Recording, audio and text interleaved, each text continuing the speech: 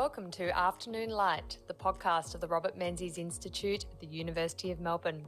I'm Georgina Downer and I'm the host of Afternoon Light and the CEO of the Robert Menzies Institute. The Institute is a prime ministerial library and museum devoted to upholding the legacy and vision of Sir Robert Menzies, Australia's longest serving Prime Minister. On Afternoon Light, we explore contemporary issues relevant to Sir Robert's life and legacy with leading thinkers from around the world. Thank you for joining us today.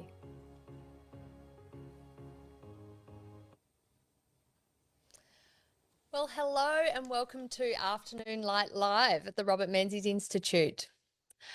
80 years ago today, in 1944, Robert Menzies and others were gathered at the Masonic Hall in Canberra for a conference that would result in the formation of the Liberal Party of Australia. This unity conference brought together 18 different groups from around Australia. And while new political parties on the centre-right at that time were not uncommon, there'd been several since Federation: the Protectionists, the Free Traders, the Liberal Fusion, the Nationalists and the United Australia Party. What was different this time was that the Liberal Party continued. This political success, and it is the most successful political party in Australia's history, could be argued to be down to the art of politics that Robert Menzies displayed. But there were other aspects. Its philosophy that is so enduring, its federal structure, its organisation, its unity in autonomy. Now, joining me today in this special Afternoon Light Live edition is Robert Menzies Institute board member, Dr. David Kemp. Welcome, David. Thank you. And historian Dr. Zachary Gorman. Welcome, Zach. It's good to be here. And Zach has edited this new book, A Federal History of the Founding of the Liberal Party, Unity and Autonomy, with contributions from people like David Kemp. And it's released just today. We've just received these beautiful copies and it's available for sale on our website. And I'm really looking forward to discussing this history on this very special day, commemorating the 80th anniversary of the founding of the Liberal Party. But before we get started with our discussion, to our audience members, please know that you will be able to submit questions via the Q&A function at the conclusion of our discussion, which will go for about 30 minutes, and then we'll have 30 minutes answering your questions.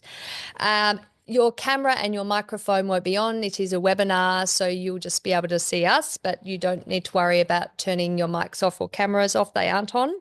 And please feel free to send as many questions as you can. We're really looking forward to reading as much audience participation as possible. So thank you.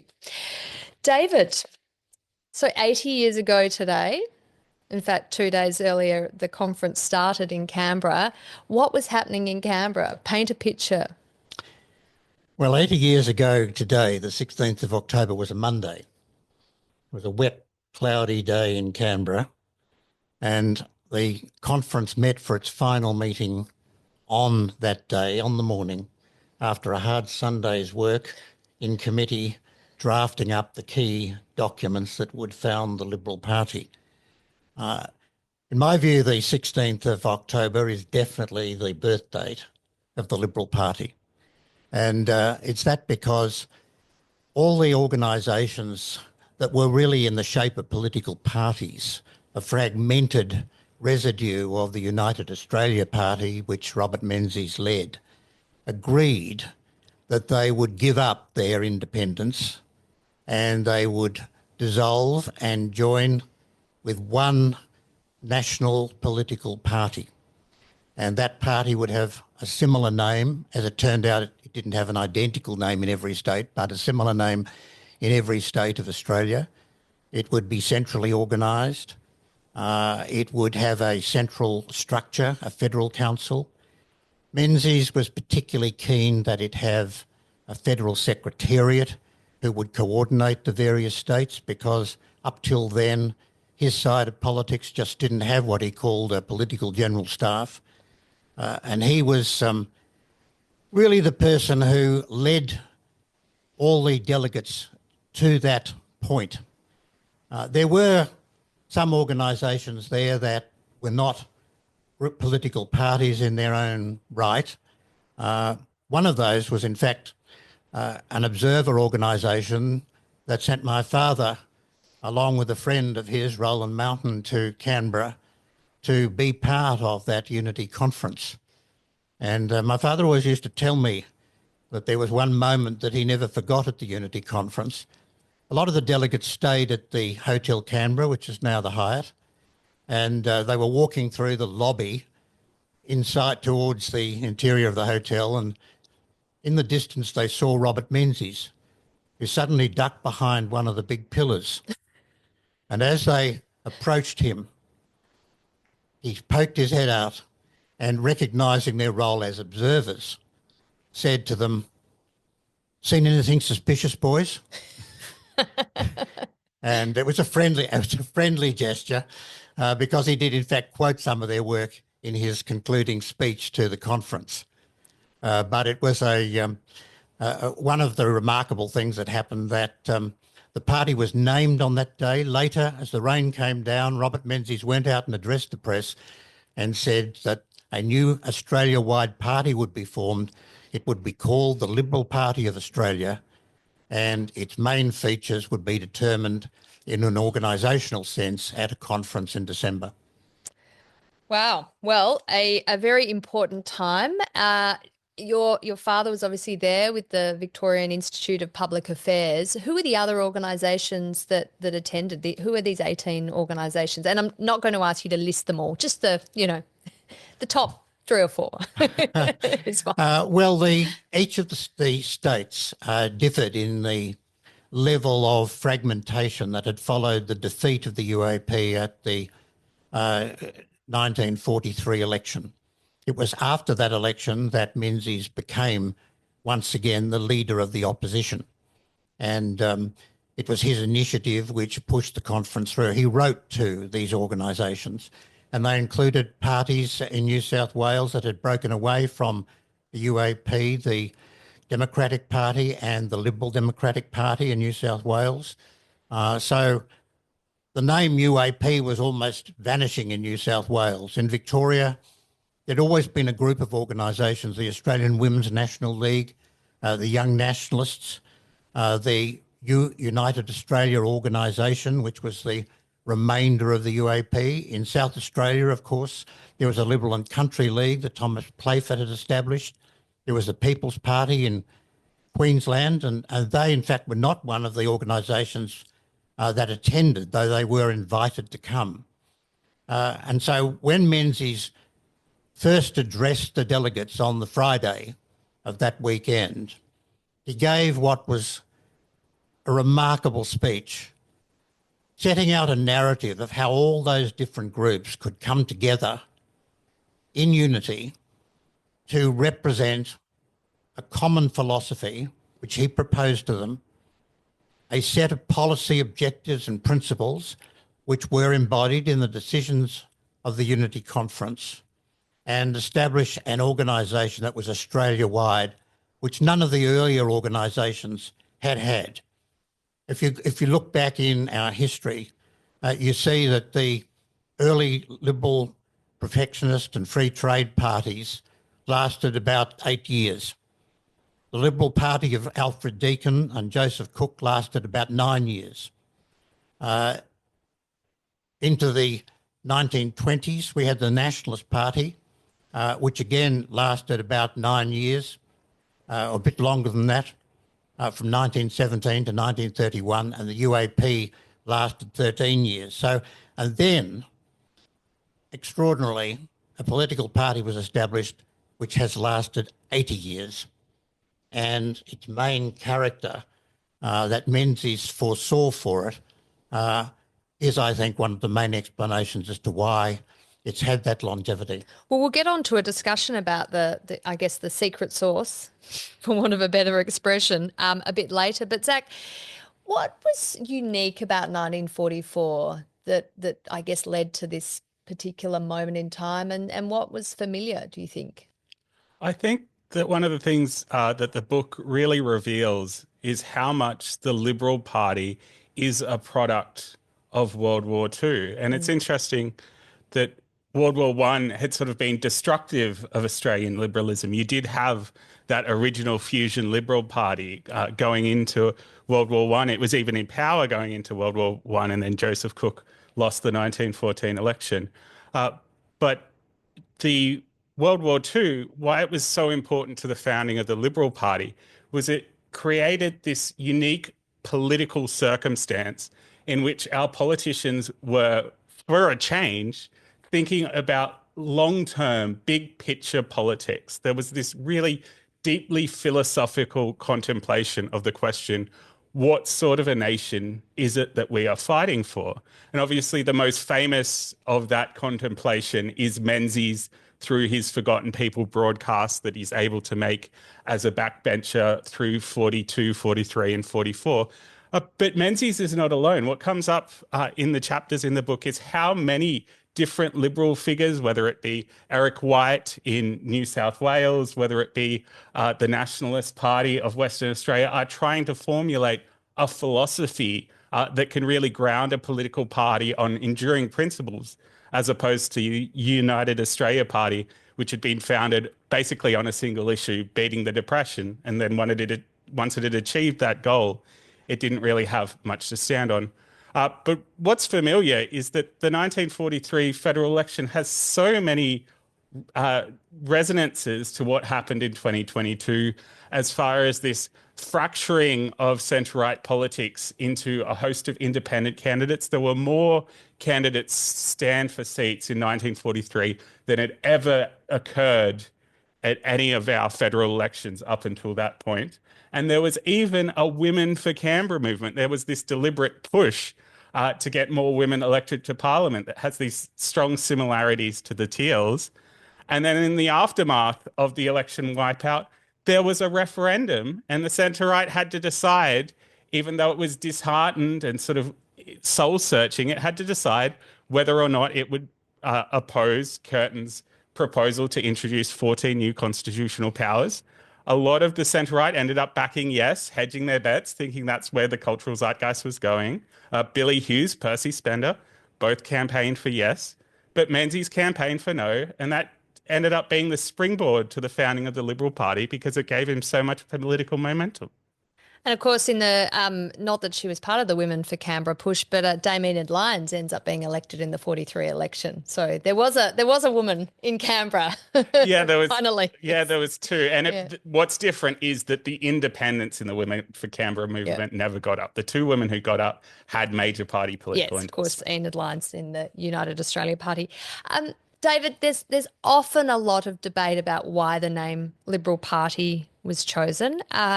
It's got really historical roots in Australia, which is incredibly interesting. But can you explain your view of why the name Liberal Party was chosen and why it's important? I think the name was chosen because Robert Menzies really foreshadowed it and favoured it.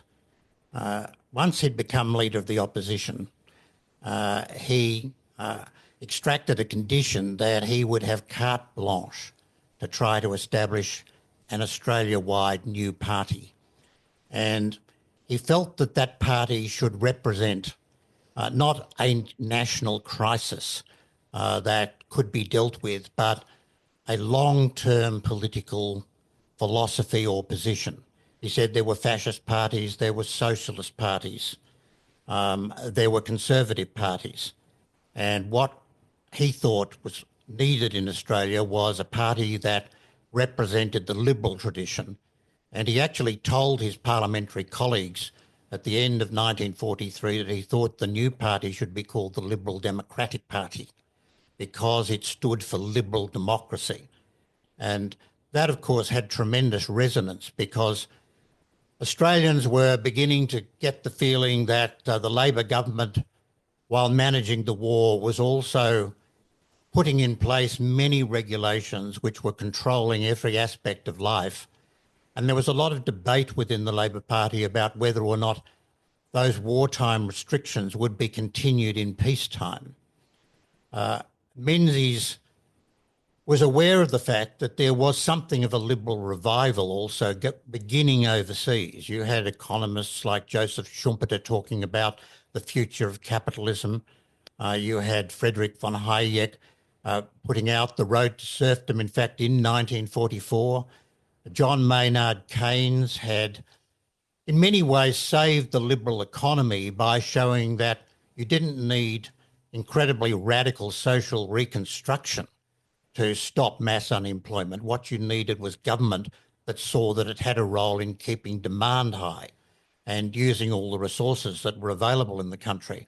So a lot of people were talking about liberalism and the need to revive liberalism. And when I read the speech that Menzies gave at the opening of that Unity conference, I'm always impressed by the sentence which says that he believed there was a desperate need in Australia to revive liberal thought.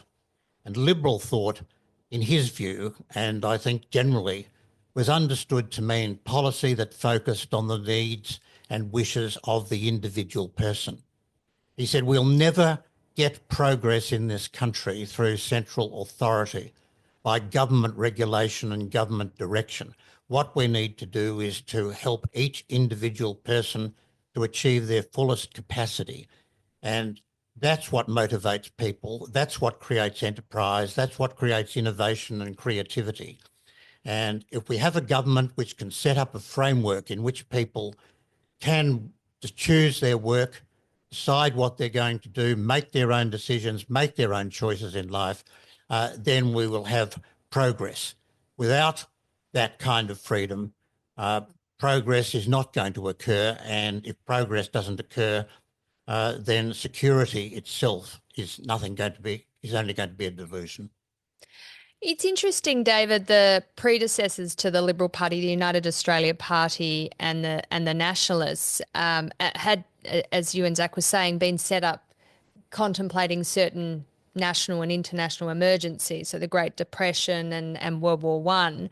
But, is there an argument that the Liberal Party was set up as a post-war Reconstruction party, and then it had to really evolve from that? Because, in 1944, they're contemplating winning the war, and then what do we do after? What sort of Australia do we want to create? But once that's, I guess, run its course, how does that philosophy underpinning what Robert Menzies was speaking about and others like, Don Cleland from Western Australia, how does that guide the governance of the country with those liberal principles? I think post-war Reconstruction was certainly on everybody's mind, and the government was certainly putting it front and centre, and established with Herbert Coombs a Department of Post-War Reconstruction. But Menzies wasn't really thinking about post-war Reconstruction. He was thinking about Australians being faced with a choice between two completely different ways of governing Australia over the longer term, as Zach said. And one of those ways was the liberal way, which meant putting in place a legal framework for economic enterprise that encouraged economic enterprise, not one focused on public works, not one focused on directing people as to how they should live their lives, but a framework in which people would be encouraged to achieve what they could achieve. And his liberalism went beyond that. I mean, one of the interesting things about Menzies' liberalism, which has struck me in the course of doing this research and other research, is that Menzies was very interested in the social consequences of liberalism and achieving institutions in society which would protect people. And that included not just the rule of law and a parliament which was representative of people, but social attitudes in which people were regarded as being of equal human dignity. They weren't there to be directed by some central power which was growing all the time. Central power needed to be restrained, and the legal frameworks needed to respect the right of individual people to live their own lives. And that's to be seen in Menzies' attitudes to, as they developed in government after 1949 to Aboriginal Australia. He was talking even at the formation of the Liberal Party about the need for women to have a key role and to be consulted fully in government and to have a part in government and to get rid of discrimination against women, which I think is remarkable at that time. But all Australians he saw as being entitled to the same recognition and respect, and not a country and a culture, a political culture, which divided people into classes, or as we would now call, identity groups. Thanks, David. Zach, you've brought together, I think, 12 authors including yourself, to put together this federal history of the founding of the Liberal Party, unity and autonomy. What was, I guess, your premise in deciding to approach this history, this telling of this story, in this way? Well, yeah, the first thing to note is there have been some other histories of the Liberal Party's sort of origins. The two main books are Gerard Henderson's Menzies Child and Ian Hancock's National and Permanent. Both of them are over 2 decades old at this point, so there's an extent to which they're dated just by the passage of time. But the main difference between them and what we're trying to achieve with this book is that they're very much a centralized narrative. They start with the founding and then they proceed to cover liberal history up until the point at which the authors were then writing. What this book tries to do is it tries to understand the Liberal Party as a pervasively federal entity, an entity that certainly when it was founded only existed very nominally at the federal or Commonwealth level. There was a federal secretariat and various centralized things, which is part of what the party's founders were trying to achieve, because the UAP had so little of that. The UAP had basically not been a national organisation. It hadn't covered the board. But fundamentally, the way that Menzies and the founders of the Liberal Party were able to get everyone to buy into this premise of the Liberal Party was to give each of the state divisions as much of their own autonomy as possible. So they would be able to control how pre-selections were performed, control what their local constitutions would be like, control their policy making for state politics, accepting that there's sort of no one-size-fits-all solution to anything across a nation and continent as vast as varied as Australia. So that's what we're trying to do, is understand how Australia was and remains this federal entity, this federal system where each of the states has their own sort of political culture. And you very much saw that as recently as the 2022 election. I mean, what Liberals have to appeal to in Queensland and Victoria are very different things, because they're very different states. And there isn't enough acknowledgement of that when we're talking about Australian politics. We like to have a simplified, centralised narrative, but that's not how history is, and that's not how the reality is. Yeah, well, exactly. We think of federal politics in the framing of Parliament House, Canberra. It is centralised, people gathering together, but in fact, the politics that affects your day-to-day life is where you live, your community, and ramps up from there.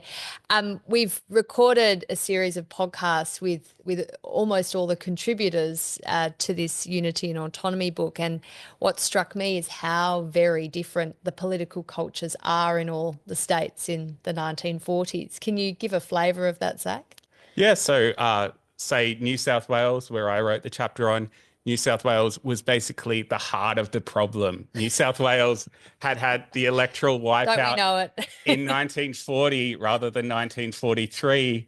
By the time you had the Unity Conference, there were just 4 federal UAP MPs left from New South Wales, and only 2 of them turned up. Spender and Hughes were basically kicked out of the parliamentary UAP at that moment in time. So there was all sorts of dysfunction. The opposite would be, say, South Australia, where they got their house in order so well in the 1930s with the Liberal and Country League that they arrived as a pre-existing Liberal Party to the Unity Conference and even got to keep their own name. Menzies basically said, well, there's nothing going wrong in South Australia. You guys are doing a pretty good job. Keep it up. And then there's Queensland, who didn't turn up. There were some Queenslanders there at the Unity Conference, but the main centre-right political party in Queensland was the People's Party that had been formed. Oh, that's not the Country Party because, of course, Queensland has a very large country party, and that had been formed in 1943. And they said to Menzies, thanks, but no thanks, we can't come. Because one of the problems they were facing, the People's Party, was that they were led by a former Brisbane Lord Mayor in John Beals Chandler, and he was trying to break into Queensland politics and convince the rest of Queensland, particularly North Queensland, that his party wasn't just a party for Brisbane. So when he was already suspicious of being too far south in Brisbane, the last thing he wanted to do was associate with even more southerners down in Canberra. Well, yeah, he had a fair point there. Although they ended up changing their mind in 1949, so it was a short-lived thing, resisting the temptations of the southerners. David, before we open up to the audience Q&A, what I do want your views on the secret sauce. Why has the Liberal Party, still existing to this day, outlived all its predecessors? And not just outlived, I mean, completely, kicked it out of the park. It's incredible. 80 years. The others you were listing were sort of 9, 8, 10. This is an incredible achievement, but there must be something fundamental that was different about this that has led to that success. I think there are several things. One is that Australian political culture is fundamentally a liberal culture, and that goes right back to colonial times, that people came to Australia seeking opportunities and they wanted to control their own lives. And any liberal politician from the beginning of democracy in Australia in the mid-19th century right up to today, who presents policies which increase the capacity of people to live the lives they want and to look after their families in the way that they want and to educate them in the way that they want, will find a resonance in the electorate. And I think Menzies understood that, and he knew that that liberal tradition was very much imbued in the middle class, the forgotten people around Australia. The second thing is, of course, the national, or perhaps we should use the word federal, organisation that was put in place. None of the earlier organisations for the UAP or the Nationalist Party or the Deakin Cook Liberal Party had, let alone the earlier parties, had a national structure. And the Unity Conference put in place a framework which went from local communities with local branches through state councils, through state executives, through a national federal executive and a federal secretariat, and established very clear rules for the relationship between the parliamentarians and the organisation. So that the structure that was put in place was one which was designed to last and designed to represent a very strong and continuing stream in Australian culture. And of course, we see that with the emphases and in policies that the Liberal parties adopted successfully over the years. One has to put number one as the economic policies, the encouragement of enterprise, the encouragement of initiative and innovation in economic life. But you see it also in social policies, in choice in schools, in the right of bodies that are outside government to set up their own hospitals. The mixed system of public-private provision in Australia meets exactly the ideals and objectives that Menzies set out in 1944, that people, regardless of their background, should be able to access good education, and people, regardless of their wealth, should be able to get proper medical care. And the Liberal Party has been able to put into place policies which reflect the respect for people and the individual, which liberalism is focused on. I mean, it does beg the question, though, David. The Liberal Party wins the 1949 election, and then led by Robert Menzies, and then he retires at a time of his own choosing in 66, uninterrupted period of time in government, and then he has three successors in Harold Holt, John Gorton, and Billy McMahon, and there's a consistent period of Liberal Party, Country Party rule till 1972. Could you argue that period, that extensive period of time in office, the Liberal Party really entrenched it then and gave it very solid foundations to be a long-lasting political party? Well, I think it showed the validity of the decisions that were taken in 1944 to set up the party in the way that they did. But again, we mustn't forget the fact that Menzies saw as one of his great achievements the establishment of a political party with a philosophy. And that philosophy enabled the party to cope with some of the major issues that arise in a democratic country. And in a democracy, the main driving force of politics can probably be said to be self-interest. But self-interest is often selfish, and there's no guarantee that policies based on the self-interest of, say, the trade union movement or particular aspects of the business community or local groups of one kind or another are going to add up to a broader public interest that meets the shared interests of everybody. And Menzies' philosophy really directed the Liberal Party towards policies which reflected the shared interests of everybody and gave the arguments to the political leadership and members that would allow them to meet the demands of special interest groups which flock around all politicians and hone to a sort of general direction which was understood not only by the party but by the wider community. So I think this idea of the party having a philosophy has been accepted by the leadership of the party, not just in the three leaders that succeeded Menzies, but in fact Liberal leaders since as well. And you even today see Liberal editorials in the newspapers saying, well, what's the Liberal Party philosophy say about this? And let the Liberal leaders address this. And of course, that's a very fair thing to say because that is the real essence of what that political party stands for. It stands for a great political tradition that is deeply rooted in Australian society.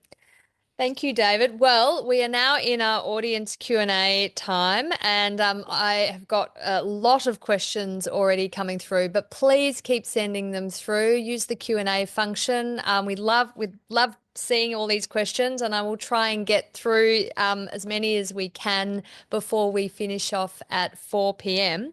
The first question we've got, and they don't seem to have an individual they're directed to, so I guess just indicate. Yes, I'll decide as I'm reading it out. Why were those on the centre-right prepared to support Robert Menzies as their leader a second time around? It's a good question. Zach, would you like to have a go? I would say that he had the clearest grasp of ideas. I was reading some newspaper articles from the Sydney Morning Herald the other day from the 1940s. And the Sydney Morning Herald was a scathing critic of Menzies in his first time as Prime Minister. New South Wales in general didn't particularly like Menzies in his first iteration as Prime Minister, hence them losing 5 coalition seats at the 1940 federal election, plunging Menzies into minority government. But even this sort of staunch critic of Menzies could admit by 1943, this is in the immediate aftermath of the election wipeout, and they're sort of talking about who should lead the UAP and rebuild the centre-right of politics. They said that he's got a uniquely philosophical approach. He really thinks about ideas that had already become clear through the Forgotten People speeches. And the other thing is that he had learnt lessons. We have a chapter all the way back in the Young Menzies, it seems like decades ago now, when we released that book, talking about how Menzies had this tremendous learning experience from his time in the leadership role and having to resign. And I don't think you could have had a sort of a political greenskin come into that role with so much fractiousness and be able to rebuild from the ground up. And I think it shows the maturity of Menzies that he rebuilt from the ground up in a centralized way. He wasn't interested in creating a minor party to challenge the UAP. He wanted to reform the whole of the liberal and conservative movement. And the fact that he had the chutzpah to have that goal and that he actually achieved it is simply remarkable. Yeah, quite audacious. David, did you have anything more to add on that before we go to the next question? Yes, I would just add that I think what Menzies showed remarkably, in addition to the points that Zach has very validly made, is extraordinary persistence. There was a great deal of moral courage in that man. And when he lost the prime ministership the first time, he did learn. And when he came back again through that period and became leader of the opposition again after the 1943 election, you saw something quite remarkable. We haven't seen anything quite like that until John Howard.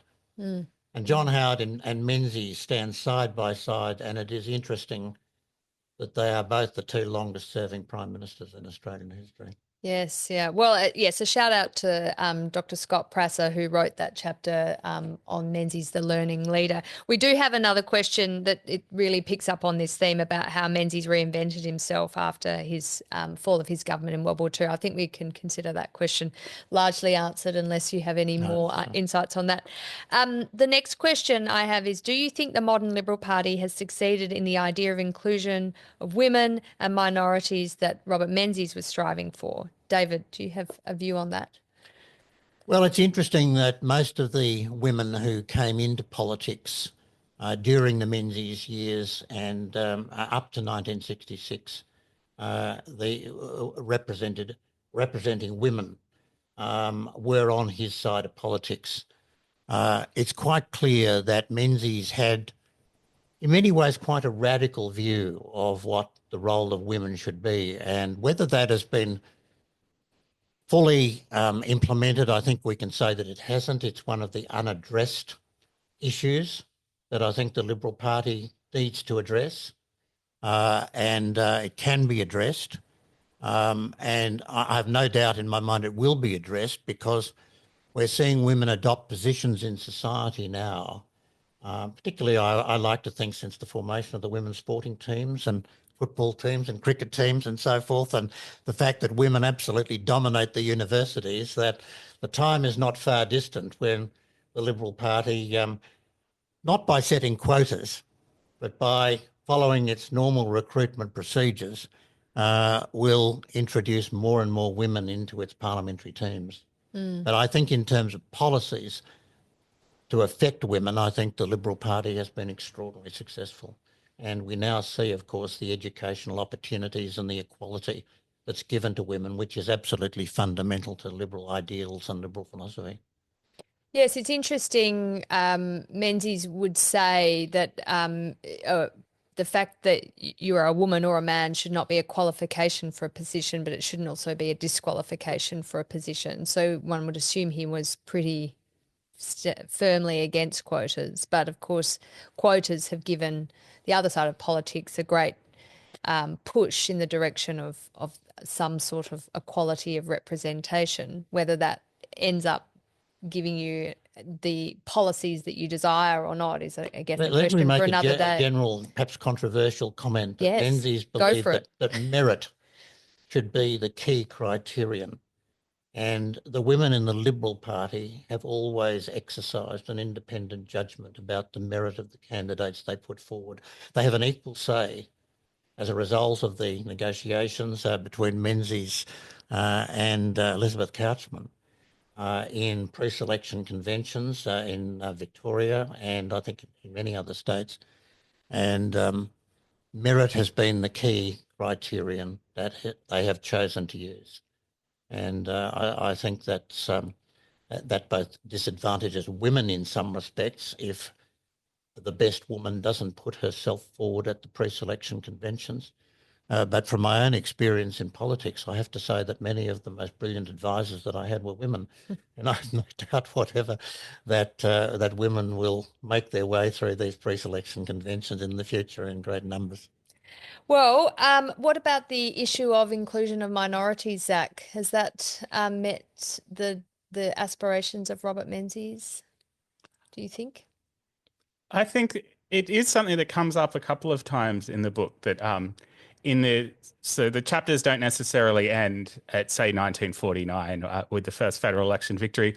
Often they follow through until the first state election victory, which for states like New South Wales and Tasmania can mean waiting an awful long time until the 1960s, until you get to that first Liberal Party victory. And there are examples of Liberal parties in the book setting up these migrant advisory committees and trying to be a bit more open to migrant community issues.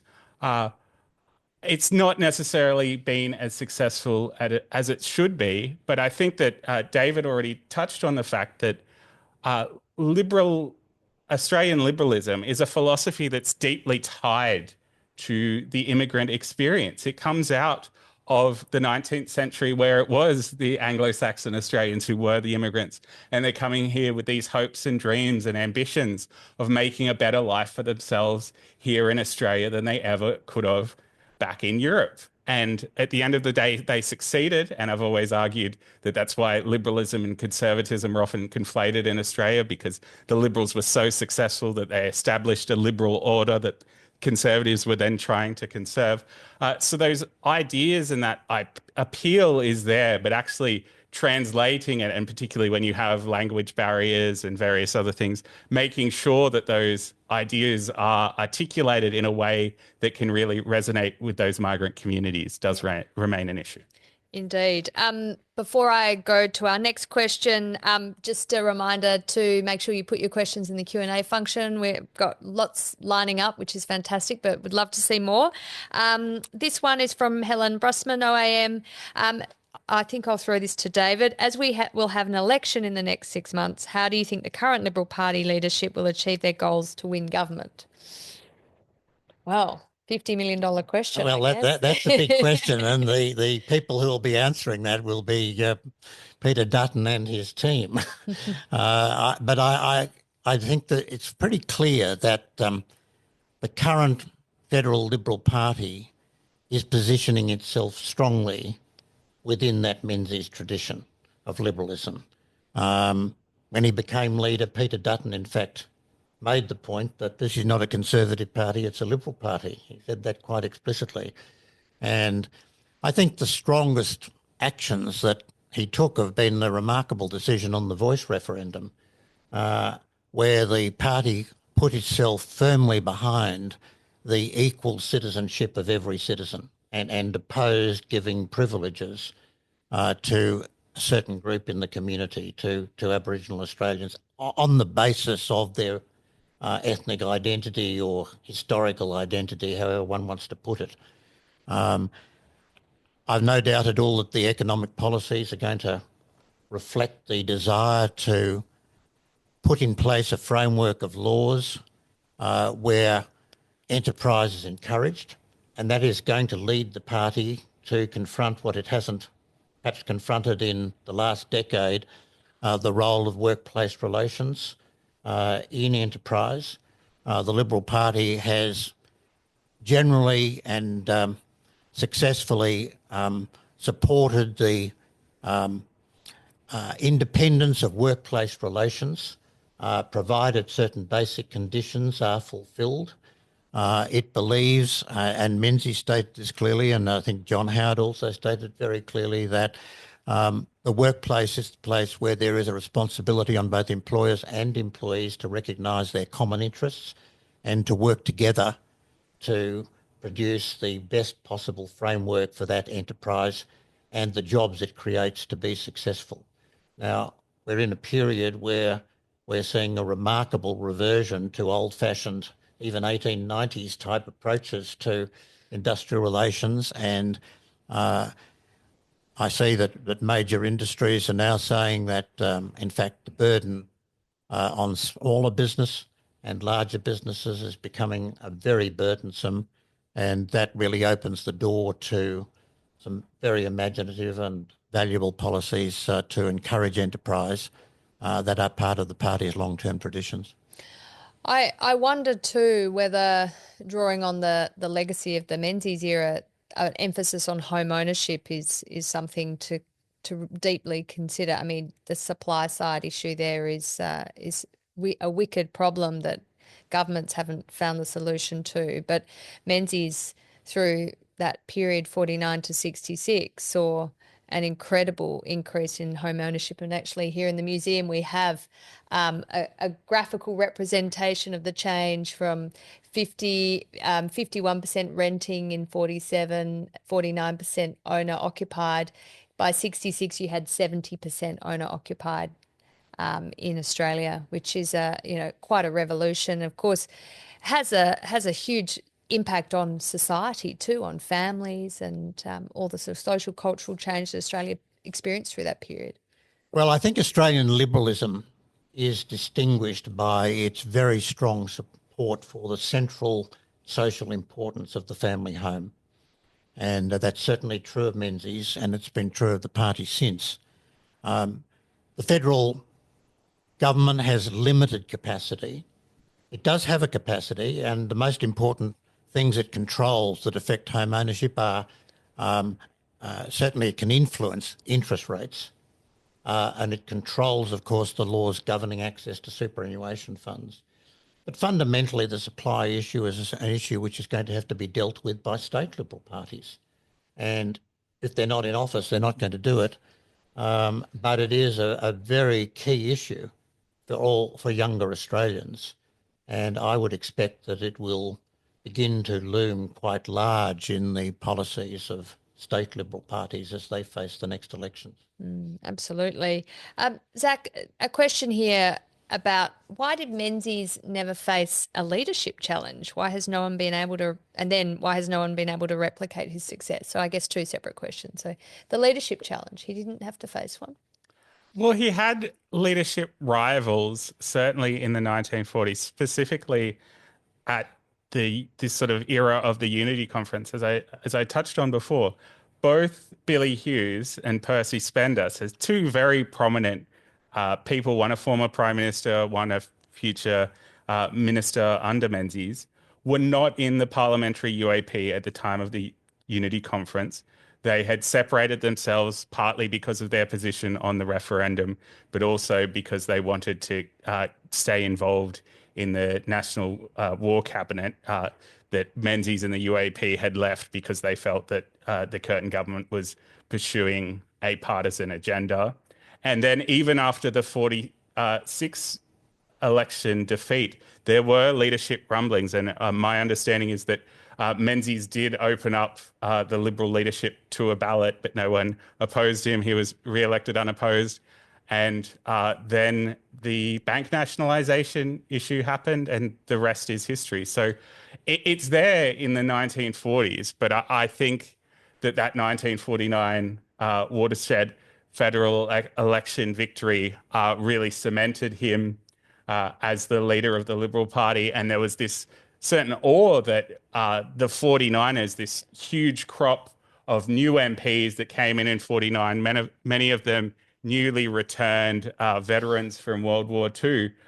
Menzies was the only leader that they had known, and they held him with a certain reverence. And I touched on it in our podcast episode for this series, is that it's quite galling to me that Menzies felt himself so secure that he could make Harold Holt the deputy leader, that we could have a Victorian leader and then a Victorian deputy leader. He never would have thought about doing that in 1944.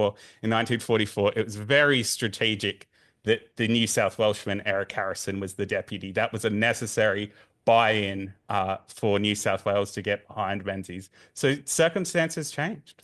Is there an argument, though, David, that Menzies was also very good at managing his political opponents in terms of, sending them off to do other things or giving them portfolios that perhaps weren't very easy and cruelled their pitch, so to speak? Well, that was often said. And I dare say some of those political opponents probably thought there might be something in that. Yeah, but sure. It is a fact that political leaders are always managing their colleagues and looking at the state basis of their cabinets and the issues that are running and the capacity of people to actually defend those issues on the public platform. The attitudes of leaders to their cabinets and ministers and backbench are generally very strategic, certainly for good leaders. I've no doubt that that was equally true of Howard as it was with Menzies. But Menzies also had his favourites, and they were talented favourites. Interestingly, the person for whom he campaigned for leadership after Holt's disappearance was Paul Hasluck. And he wanted Hasluck to, at one point, really to become the leader. And Hasluck, of course, being an old-time politician, said he wasn't going to campaign for the leadership. But Menzies rang around on his behalf. He didn't succeed. So the party was clearly at a moment when it was prepared to move on in some way. And I think there was a desire for the party to adopt a more sort of overtly nationalistic view, which it did with Gorton. Menzies, with his emphasis on the individual person, could see the dangers of nationalism. He was a great patriot, but not someone who wanted to promote the nation over the individual. And you can see that, of course, with his policies to encourage individuals and to limit government to setting a framework for individuals. I think that limited government is very important. He saw the danger in democracy that it could go in a totalitarian direction if power became too centralised. He would say that if governments tried to centralise power, they would end up being corrupt. And he was very proud of the fact that throughout his entire time in office, there was not the slightest hint of corruption or impropriety on the part of him or, I think, any of his ministers. He established a moral structure for that party which has stood it in very good stead ever since. So I'm not one to give much credit to the idea that he moved out people who might be potential leaders. I think he judged who would be leaders and he supported them. Just in the interests of debate, though, David, Harold Holt takes over from Menzies in 1966 and inherits the issue of the Voyager incident. There was definitely allegations of suspect decision making around that. This was Australia's worst ever naval disaster, and many people lost their lives. While Menzies was now by that stage out of politics, there was a bit of a taint of that, and Harold Holt really suffered through his prime ministership of obviously not very long standing, and was very, very stressed by that by the end, wasn't he? Well, that was a very unfortunate and tragic incident. I don't know that Menzies was really seen as somebody who was acted improperly in that case. And indeed, I think Menzies' administration was known for its integrity and its commitment to the public interest. Whether they were right or wrong about that is another matter. But nor were the main criticisms of Holt about the incident itself, but about, as you say, suggest the management of that incident. There was the VIP incident, of course, and the management of VIP flights.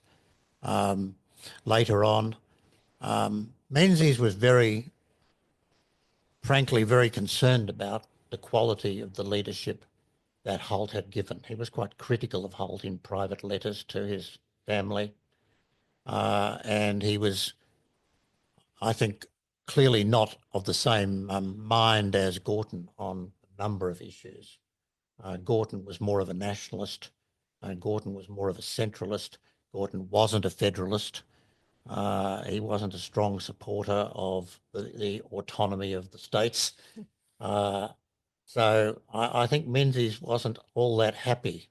But he did support Malcolm Fraser when he came along, and I think rightly so, because Fraser regarded himself as... You are a former chief of staff. I am a former, to declare an interest yes. here, a former chief of staff of Malcolm Fraser. But I've written about Fraser as Menzies' disciple. I think that's what he was. He saw himself as following on Menzies' philosophy, which put the individual at the centre of policy making.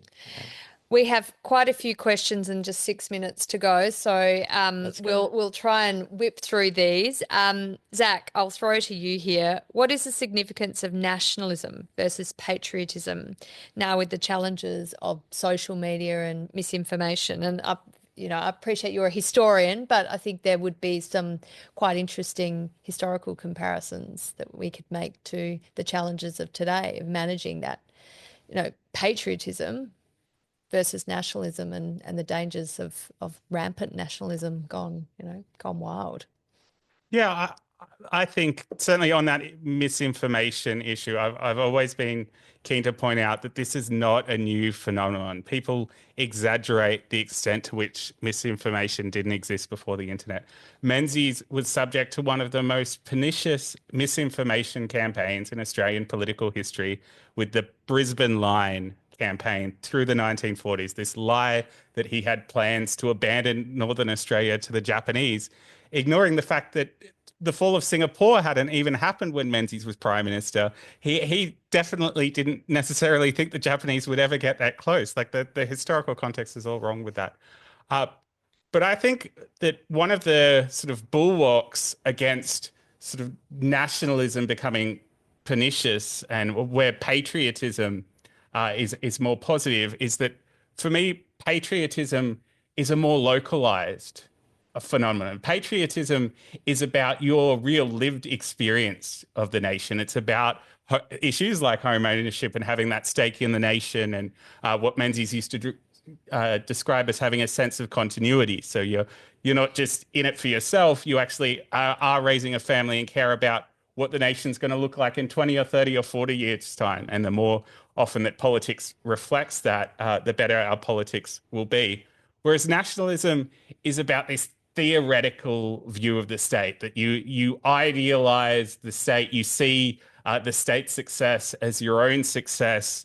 And Menzies didn't have that. And I think one of the best defenses against that pernicious nationalism is federalism itself, is this idea that we have dual loyalties. We are Australians and New South Welshmen or whatever it may be. And in Menzies' day, he would add a citizen of the Commonwealth to that, these things can overlap. And he emphasized that with his Scottish heritage as well. It's when your identity, whatever variety of identity it may be, becomes the be all and end all, rather than viewing people as individuals, that things go awry. I guess there's another concept which is important. With 3 minutes to go and one more question. Right. Sorry. I'll respect that. National sovereignty shouldn't be overlooked, because national sovereignty is the bedrock of democracy. Because without national sovereignty, you can't define who the people are to whom the government is accountable. Menzies was very strong in defending national sovereignty. So was Howard. And I think that's a big issue for the future of liberalism. A sort of naive internationalism is actually anti-democratic. And I think that that's a part of the liberal tradition. So this question perhaps, I think, dovetails pretty nicely into that. Is the modern Liberal Party too influenced by global politics of the right? And this question is thinking of Donald Trump, of the Conservative Party in the UK.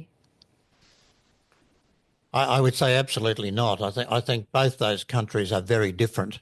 I have noticed that there is a tendency to bring both American and British language into Australian politics, because there's no doubt that there is an international world and culture which influences Australia a great deal. And Australian liberalism has always been influenced by that international culture. But having said that, I think the Australian liberalism is a unique product. It's grown in Australia. It reflects both the importance of institutions to individuals and the priority of individuals and their rights and responsibilities and duties. And I think that is what distinguishes Australian liberalism from other political creeds in other countries. Very nicely done, David. Right on the knocker. That is the end of our first Afternoon Light Live. Thank you so much to David Kemp and to Zach Gorman. Of course, I do need to encourage you to go onto our website and purchase this book, Unity and Autonomy. We'll make sure it gets to you as soon as possible. And a quick spruik for launches of the book. In-person launches. On the 6th of November in Canberra at Old Parliament House, Angus Taylor will be launching the book there. On the 28th of November in Sydney, the Sydney Institute is very kindly hosting a launch of Unity and Autonomy there with John Howard and John Anderson. And then finally here in Melbourne on the 3rd of December, right here in the Old Quadrangle, Josh Frydenberg will be launching Unity and Autonomy. Thank you so much for joining us and enjoy the rest of your day.